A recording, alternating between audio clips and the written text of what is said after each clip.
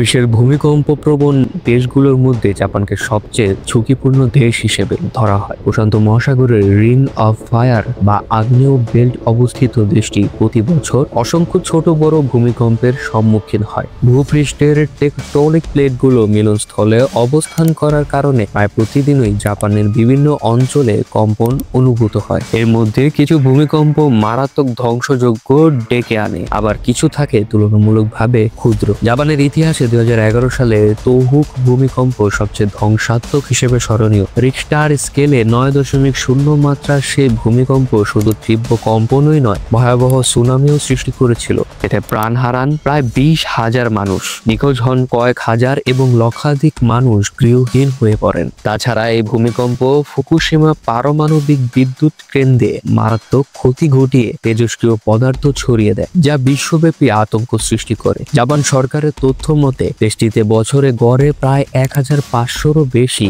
ভূমিকম্প হওয়ার রেকর্ড রয়েছে। এ কারণে দেশটিতে ভবন নির্মাণ থেকে শুরু করে অবকাঠামোগত উন্নয়নে ভূমিকম্প প্রতিরোধী প্রযুক্তির ব্যবহার বাধ্যতামূলক করা হয়েছে। স্কুল থেকে কর্মস্থল সবখানেই নিয়মিত ভূমিকম্প মহড়া পরিচালনা করা হয়, যাতে দুর্যোগের সময় সবাই নিরাপদে দ্রুত সরে যেতে পারে। বিশেষজ্ঞরা বলেছেন, ভূমিকম্প পুরোপুরি রোধ করা সম্ভব নয়, তবে সচেতনতা ও প্রস্তুতি ক্ষয়ক্ষতির অনেকাংশ কমিয়ে আনতে পারে। জাপান এই ক্ষেত্রে বিশ্বে উদাহরণ সৃষ্টি করেছে। ভূমিকম্প শনাক্ত ও সতর্কবার্তা প্রদানের জন্য দেশটিতে অত্যাধুনিক সিসমিক মনিটরিং সিস্টেম রয়েছে। ভূমিকম্প শুরুর কয়েক সেকেন্ড আগেই জনসাধারণকে সতর্ক করা হয়, যা দ্রুত নিরাপদ আশ্রয়ে পৌঁছাতে সহায়তা করে। পৃথিবীর অন্যান্য ভূমিকম্প প্রবণ দেশের জন্য জাপানের এই প্রস্তুতি একটি অনুকরণীয় উদাহরণ হয়ে দাঁড়িয়েছে। ডেস্ক রিপোর্ট, খবরের দেশ।